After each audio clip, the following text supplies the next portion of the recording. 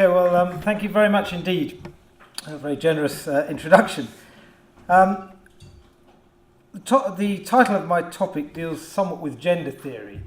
What the talk is really about, though, is about the deep assumptions that we have about the nature of the human person and what kind of assumptions have led us to the state we're in with regard to abortion. So I'm actually not going to say very much about abortion. We've heard quite a lot about that. I'm going to say things about the nature of bonds, what it is to be a member of the human species, and how, in a sense, gender theory, which we're now seeing increasingly talked about and used, is actually an outgrowth of false notions of the human being, which have obvious implications for abortion. On 30th of September 2013, a 44-year-old Belgian transsexual, originally named Nancy, was killed at her, or his, own request by lethal injection administered by Wim Distelmans, a 60-year-old physician. Verhelst's mother confirmed the claim made by Nancy Nathan that she was an unwanted child, a fact which deeply scarred her throughout her life and was referred to shortly before the end. Nancy's mother told Het Lautse Nieuws, the Belgian paper, after the lethal injection was performed that, quote, "When I first saw Nancy, my dream was shattered. She was so ugly. I had a ghost birth. Her death does not bother me." Adding, "For me, this chapter is closed. I feel no sorrow, no doubt, or remorse. We never had a bond, which could therefore not be broken." This story, which provoked much shock and unease on publication, helps to reveal the terminal point of an ideology which is prevalent in much of the developed world. It is the purpose of the first part of this talk to examine this ideology at some length before talking a little of the social consequences of them in England, which sadly has an influence on the world disproportionate to her economic strength and size of population.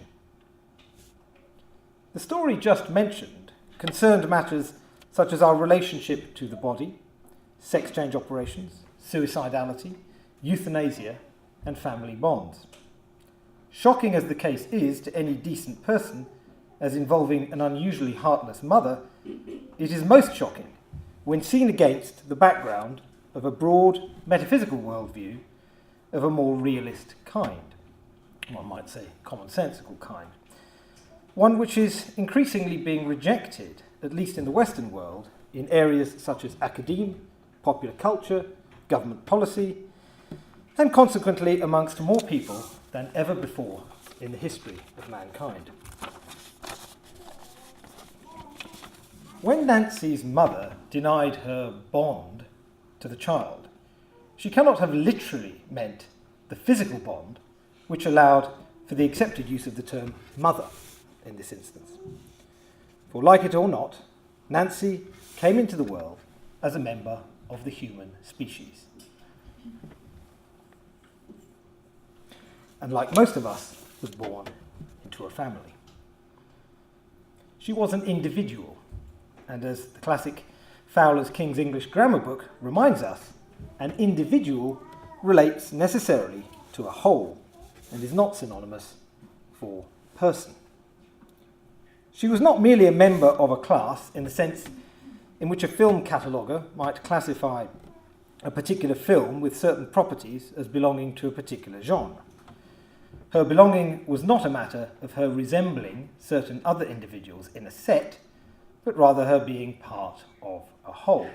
So our membership of the human race, the human species, is our being part of a whole through parents, through bonds, through relations, through all of this. It's not that I say, look, all these people look human and I'm classifying them therefore as human beings. I'm saying that the whole is a whole set of relations, families, etc. The species does not exist because there are many individual animals which resemble each other. Rather the contrary.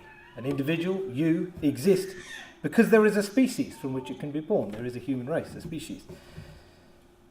Now, narrowing our focus, we can say that Nancy started life in the body of her mother, already in a network of given, non-voluntarist, non-instrumental goods. Now, by non-voluntarist goods, I mean simply goods that have not been chosen by us, like who our biological parents are, and the nature of their biological role in relation to us. Note that everything I'm saying about Nancy is focused on her bodily nature. She did not come to be in the body of her mother as a ghost in a machine, a spirit in search of a body of her own. To have aborted Nancy would have been especially wrong because it would have been the taking of her biological life in a biological environment uniquely fitted to her nurture as a human being.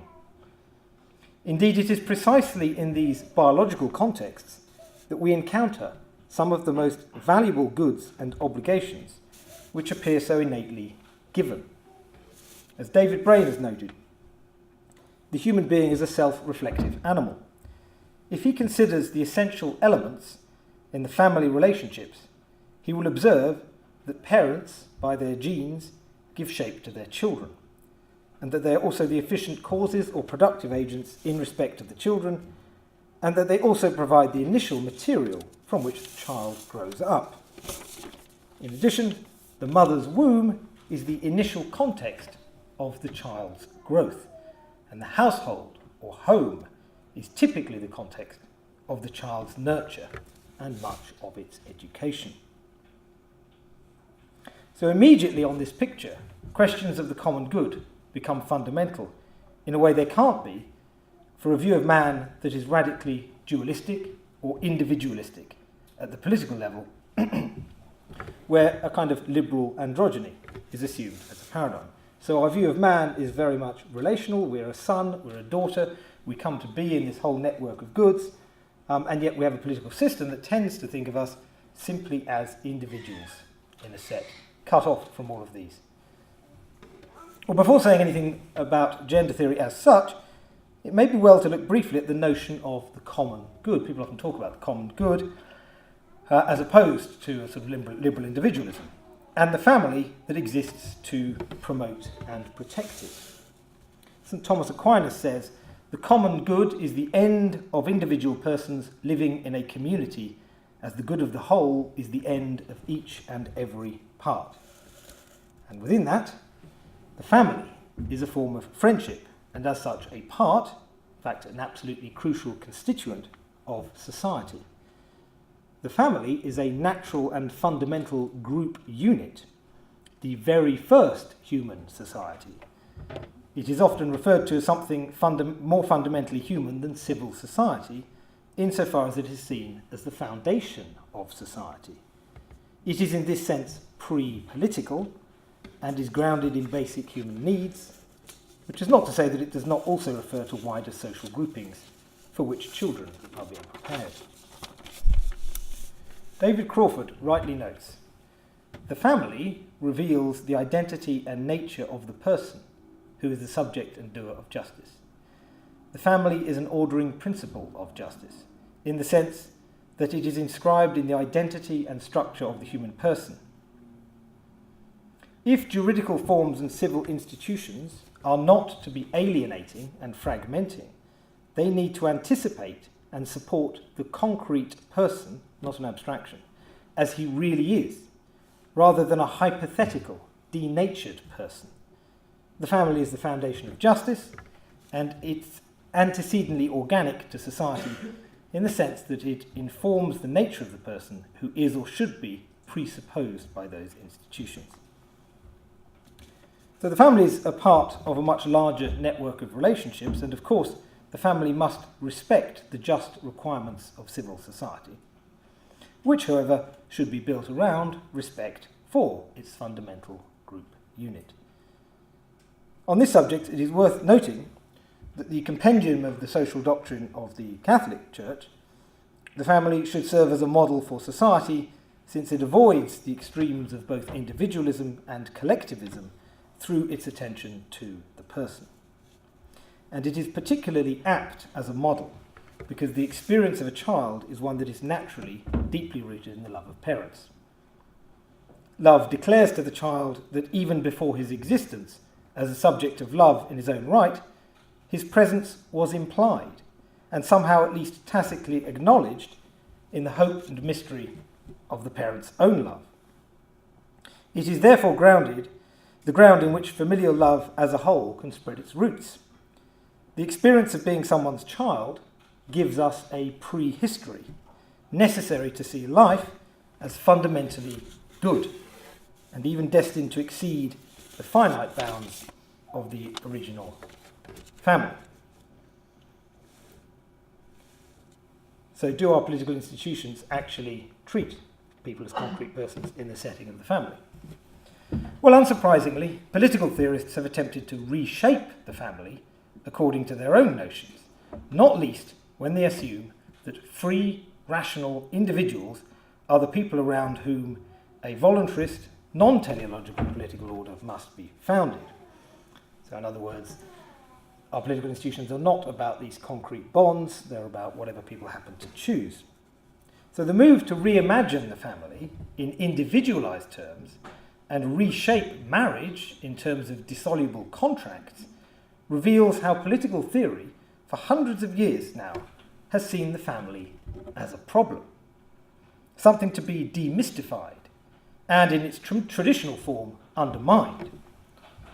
The idea that the family is the natural unit of society to which other human associations are added has largely given way in political theory to the idea of the family as a contractual relationship of free, rational individuals which occupies no special position in a modern liberal society.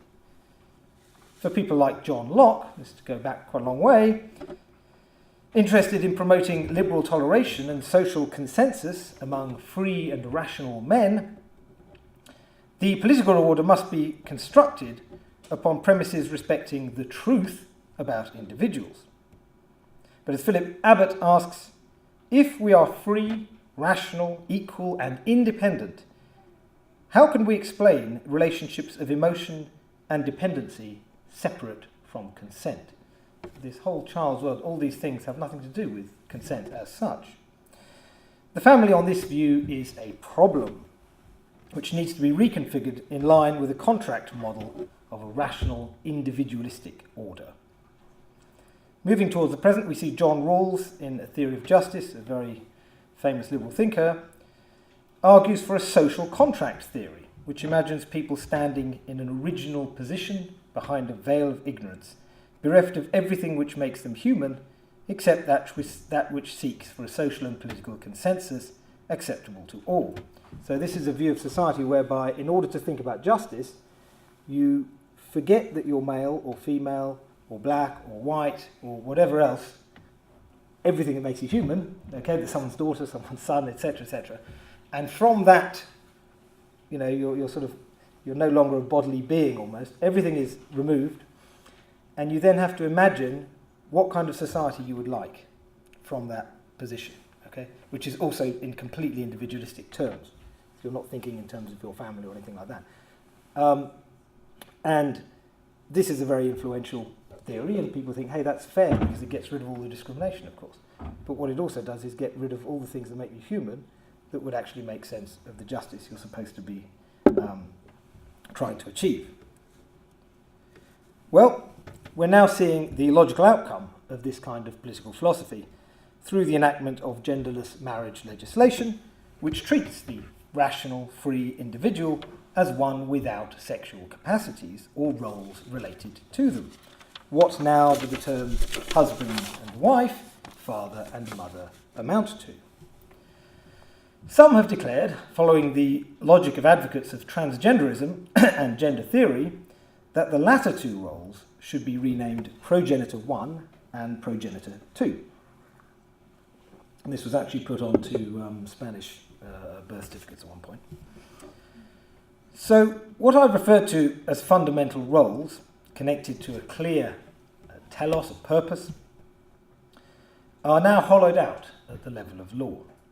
Those things that are given, like our maleness and femaleness, and all the fundamental relational aspects that go with them, father, mother, brother, sister, have no place in what appears in some way a logical consequence of the liberalism described. This rejection of, as it were, our bodily meaning, the fact that our bodies have a particular purpose and a meaning and a function, is nicely expressed in the life and works of a hero of the gender theory, Michel Foucault, who helpfully sums up the trajectory of this approach when he urges us to free ourselves from cultural conservatism. We must see our rituals for what they are, completely arbitrary things tied to our bourgeois way of life. It is good to look like a girl when one is a boy and vice versa. One must put in play, show up, transform, reverse the system that quietly orders us about. As far as I'm concerned, that is what I do in my work. He added that the unity of society should not be considered except as something to be destroyed. Consistently, he approached his demise from AIDS advocating to those who asked his guidance suicide orgies within which to dissolve themselves. This made sense for someone who could also say, there is not a piece of conduct more beautiful or consequently more worthy of careful thought than suicide. Well, behind all of this and underlying this kind of political view is a dualistic view of man, where, just as the family is regarded to a secondary and contingent place, it's no longer central to society, the sexual body is reduced to a secondary and contingent place, subservient to the will of the owner. Now, there was a time when the notion of self-ownership was treated as an absurdity, ownership being only properly applied to property.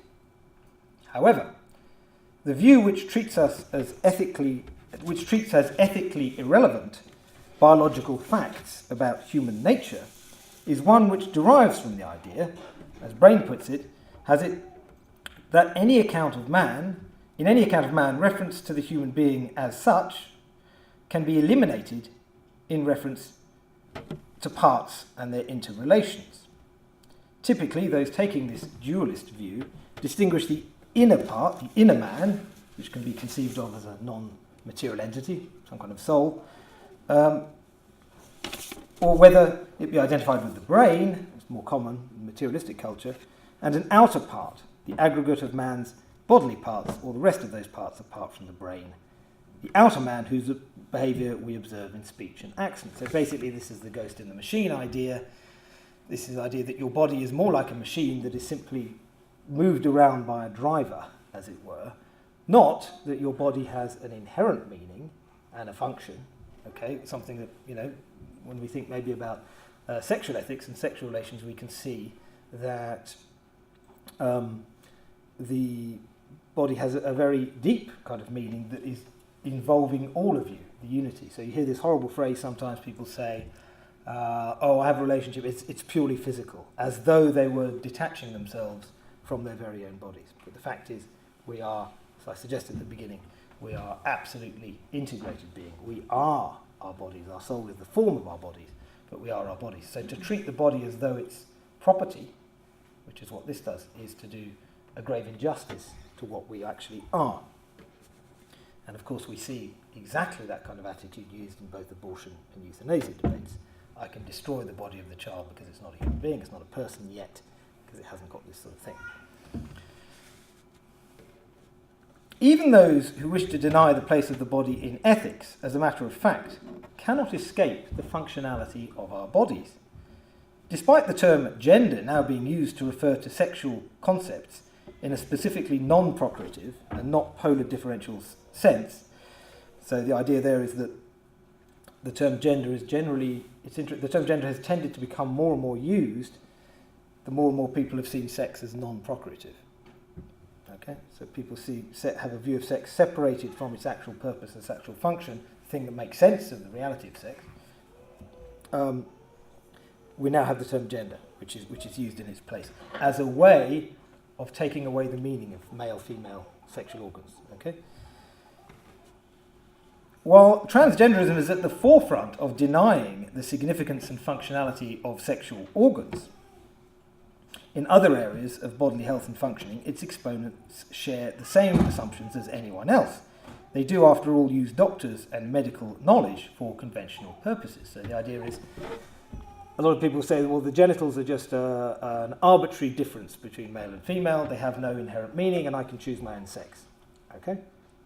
But when the kidney goes wrong, or the liver goes wrong, or the brain goes wrong, they go to the doctor and they have a notion that these organs have a particular function, and we understand their illness because there's a malfunction. Okay? So why is what you would think would be one of the most important kinds of organs now treated as though it has no bodily meaning at all? Okay. So this is a major contradiction, it seems, in the thing. And of course, doctors do not generally treat people with, for example, bodily integrity identity disorder. That's if someone says, I don't like my legs, I can't bear them, please cut them off. Okay, there's nothing wrong with your legs. There's some kind of mental problem here. Okay. Similarly, doctors don't say, if you want to have the body of an anorexic and look skeletal, that's your choice. That's what you want to be. That's what you want to be. So we can assist you in this. Okay. So the question is, why then is the sexual sexual arena, treated as though it's completely different from that? Well, the same is true of the reproductive technologies with which same-sex unions are sometimes accompanied. It is only through the exploitation of one, often two, women, the ovum provider and the surrogate mother, that the two men will obtain a child to whom one at least will be paternally related. Leaflets produced for same-sex couples to use when explaining their origin to their children avoid use of the term parent. It says avoid the use of the term parent as applied to the donor, and present a relentlessly positive picture of what is going on. Again, the use of donor sperm or ova by transgender or same-sex couples co-opts reproductive difference. It cannot escape it. You still have male and female cells coming together, whatever the sexes of the people who are arranging the whole thing. So you can't escape the reality of what I would call the polarity, the maleness understood in terms of femaleness. They're coming together through the sperm and the egg. Even in the case of transgender individuals, the drive to reproduce sometimes trumps the desire to complete gender reassignment, such that, for example, a woman who wishes to be a man will delay completing her surgery, this is an actual case, until she has given birth to a child.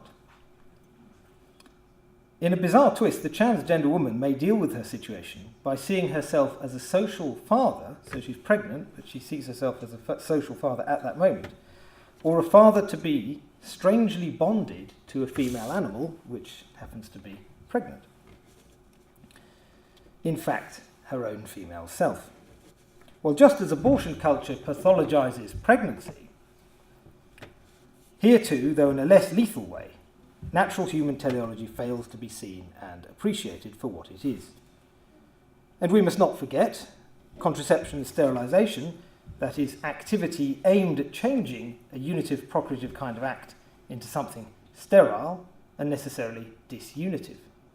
Such acts eliminate the very end of the striving found in genuine marital sex, even sex which on some particular occasion may not be fertile. In denying the nature of the conjugal act, contraception and sterilization are actually the first step in removing the importance of sexual differentiation and complementarity, paving the way for gender ideology. The woman's bodily and holistic nature is, after all, nullified to some extent, for example, through the choice to use the pill. It might be objected that a transsexual is not denying his biological sex, but rather making a claim about his mental states, which, he might say, are both necessarily true, I feel like a man, and unalterable. To this there are several responses. To begin with, many, though not all, transsexuals want surgery to make their bodies fit what they feel they are or should be. And as I said before, with a case like anorexia nervosa, we do not regard the patient's own view of how their body should be as conclusive. Both our mental and physical faculties are oriented towards ends that should be respected. Our minds have a function and a purpose too. Okay? Our minds need to fit the real world. To focus only on the mind as the state does when it treats equivalently a transsexual who has had surgery and a transsexual who has not had surgery, and someone who simply accepts his or her sex, that treats them all as though they're exactly the same, is to reduce maleness and femaleness to something that no longer has intrinsic features it had before. Just as genderless marriage degrades the state's recognition of all marriage, so the state's promotion of transgenderism degrades our sexual difference. Indeed, it degrades everybody's inherent bodily sex. It displaces it. It makes it not something recognised anymore as intrinsic. But more fundamentally, if a person seeking, whether via surgery or simple cross-dressing and public perceptions, to identify as the other sex, surely that other sex must ultimately be identified in reproductive terms. Again, we are forced back to the facts of biology. The cross-dressing man seeks to identify with characteristics historically associated with the sex that has babies. He is not merely dressing at random. In the case of sex change, the very notion of change presupposes some reference from and into which the person changes from male to female. Yet the logic of the philosophy is that there is no male and female. You make it up. Interestingly, people identifying as transgender have often in the past opted for a mutilating operation to allow them to resemble their real chosen sex. Now, however, as we have seen with the whistleblower Bradley Manning, there are moves to change sex and be recognised as having changed without the need for any painful operation. You simply self-identify.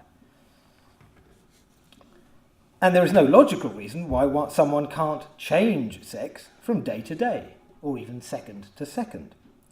This is perfectly logical if the meaning of the body is sufficiently downgraded along the lines I have outlined.